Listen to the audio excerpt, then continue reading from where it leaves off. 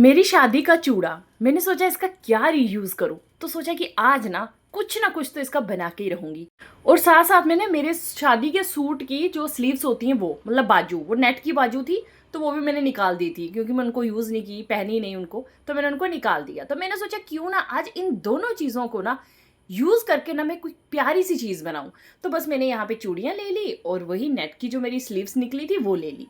अब मैंने चूड़ी के चारों तरफ इस तरह से कपड़े को लपेटा और फिर उसके बाद मैंने ले ली नलकी, मतलब जो रील आती है ना धागे वाली, वो। अब धागे को मैंने अच्छे से लपेट लिया, मतलब टाइट करके थोड़ा सा अच्छे से लपेट लिया और जितना भी एक्स्ट्रा कपड़ा है ना उसको कट करके निकाल दिया। सच्ची बता रही हूँ, लास्ट में आप जो बना हुआ देखोगे ना आपका मन खुश हो जाएगा कि कितनी प्यारी चीज़ है। और बस मैंने यहाँ पे ना ये इस तरह से ना बहुत सारे बना दिए, मतलब इसी तरह से कपड़े को इकट्ठा करके और इसको अच्छे से मैंने टाइट करके काट दिया। अब यहाँ पे ना मैंने ये कुछ स्टोन्स ले लिए हैं, ये जो सूट वगैरह पे लगाए जाते हैं ना वही वाले स्टोन है। अब मैंने इस नेट के ऊपर ना थोड़ी थोड़ी जगह पे फेविकोल लगा के तो इस तरह से इन स्टोन्स को चिपका दिया। वैसे ये सूट पे बहुत ज़्यादा अच्छे लगते हैं, बट आज मैंने इनको क्राफ्ट में यूज़ किया है। सच्ची बता रही हूँ, शादी के चूड़े का इतना अच्छा यूज़ किया है ना, मज़ा आ जाएगा आपको। तो बस यहाँ पे मैंने ना सारे में स्टोन्स लगा दिए। तो इसी तरह से ना मैंने बहुत सारे बना दिए, इसी तरह स्टोन लगा के ये बहुत सारे मैंने बना दिए। और इनको बनाने के बाद अब इनको ना एक दूसरे के साथ जोड़ना है। तो जोड़ेंगे ना बिल्कुल इस तरह से राउंड शेप में जोड़ देंगे इनको। ये आपकी वॉल्स के ऊपर ना बहुत ज़्यादा सुंदर लगेगा और चूड़ियों का रीयूज़ भी हो जाएगा। तो यहाँ पे देखिए इस तरह से मैंने इन सारे जो मैंने ये बनाए हैं सर्कल, इन सबको इस तरह से मैंने आपस में जोड़ लिया। तो इनको हम ग्लू गन की हेल्प से जोड़ देंगे अच्छे से, और ये मेरी सारी जुड़ गई हैं आपस में। अब चलते हैं दूसरी चीज़ के लिए, तो वो मैंने लेनी है छोटी छोटी बैंगल्स। अब ये मेरी बेटी की बैंगल्स पड़ी हुई थी, मैंने सोचा इनका भी कहीं पे रीयूज़ कर लूँ, क्योंकि ये बैंगल्स ना बिल्कुल ही मतलब सॉफ्ट सी हैं, ज़्यादा पहनी भी नहीं जा रही थी, एकदम फोल्ड हो जा रही थी।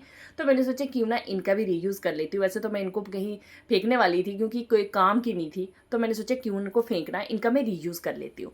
तो मैंने यहाँ पे सेम इसी तरह से जो बचा हुआ कपड़ा था उसको मैंने ना इन पे भी लगा के और इनको भी कट करके उसी तरह से रेडी कर दिया। अब यहाँ पे मुझे लग रहा था कि ये सिंपल हो जाएगा, तो चलिए इसके लिए ना कुछ और करते हैं जिससे ना ये और ज़्यादा सुंदर लगे। तो यहाँ पे मैंने ये इतने सारे बना लिए थे। वैसे तो इतने सारे का भी यूज़ अच्छा हो जाता है, लेकिन फिर मैंने क्या किया, किस तरह से ट्रायंगल शेप में कपड़ा निकालती गई। तो जो बचा हुआ था ना, जितने पीस बचे थे ना, मुझे लग रहा था कि बिल्कुल ना फेंकूँ, सारे का सारा यूज़ ही कर लूँ इन दो स्लीव्स को। तो मैंने यहाँ इस तरह से इस कपड़े को ट्रायंगल शेप में कर दिया और बस ये जो सर्कल बनाए ना छोटे वाले, इनके नीचे इस तरह से लगा दिया, जैसे गुड़िया की शेप होती है ना, बस उसी तरह से गुड़िया के जैसे बना दिया कि गुड़िया का फेस और नीचे ड्रेस। ठीक है, अब इसको हमने अटैच किया है यहाँ पे सुई धागे के साथ, इनको अच्छे से हमने अटैच कर दिया। तो इन सबको मैं इसी तरह से अटैच कर लूँगी, जैसे मैंने इसको कर रही हूँ, सभी को मैं इसी तरह से अटैच कर लूँगी। और ये बहुत ही प्यारी सी गुड़िया टाइप बन गई। और यहाँ पे देखिए मेरे ये सर्कल भी बन गया है और ये भी बन गए हैं, तो बाकी के भी सारे इसी तरह से हम अटैच कर लेंगे। तो लीजिए यहाँ पे ये मैंने सभी अटैच कर लिए हैं और इस तरह से ये कुछ हमारे बन गया। वैसे इनके आप इयरिंग बना के भी लगाओगे ना तो वो भी बहुत ज़्यादा सुंदर बनेंगे, सच्ची बता रही हूँ। बस ऊपर से ना हुक लगा देना और बस इनकी इयरिंग लगा देना कानों में, इतने ज़्यादा अच्छे लगेंगे ना, क्या बताऊँ। फिर उसके बाद मैंने यहाँ पे आईज़ बना दी और साथ में एक लिप्स मतलब मुँह बना दिया छोटा सा, जैसे गुड़िया की शेप का। तो इसी तरह से मैंने इन सभी के ऊपर आईज़ और लिप्स बना दिए और फिर उसके बाद हमको करना है इनको अटैच, जो हमने सर्कल बनाया बड़ा वाला उसके साथ। तो बस यहाँ पे हमने धागे का डिस्टेंस बराबर मेंटेन करके रखना है। वैसे इस तरह की चीज़ बना के आप भी अपने घर में लगाना, एक तो आपकी चूड़ियों का रीयूज़ हो जाएगा और बहुत सुंदर लगेगा। तो यहाँ पे इस शेप में कुछ हम इन सबको अटैच कर लेंगे। ये देखिए इस तरह से इस शेप में हम सभी को अटैच कर लेंगे और अटैच करने के बाद इनको लॉक कर देंगे। धागे को इस तरह से लगाना कि सामने बिल्कुल ना दिखे, बस थोड़ा थोड़ा सा दिखता रहे, और बस हम इसको इस तरह से अटैच करेंगे। तो जो लास्ट वाला आएगा ना बिल्कुल सेंटर वाला, वो थोड़ा लंबा रखेंगे और ना इसके बीच में हम बीड्स लगा देंगे। वैसे आप सब में मोती लगा सकते हो, बट मैंने सिर्फ एक में ही लगाए हैं। सो मैं इसको बिल्कुल सिंपल सिंपल सा बनाई हूँ और बस इसको लास्ट वाले को भी हमने अटैच कर लिया है।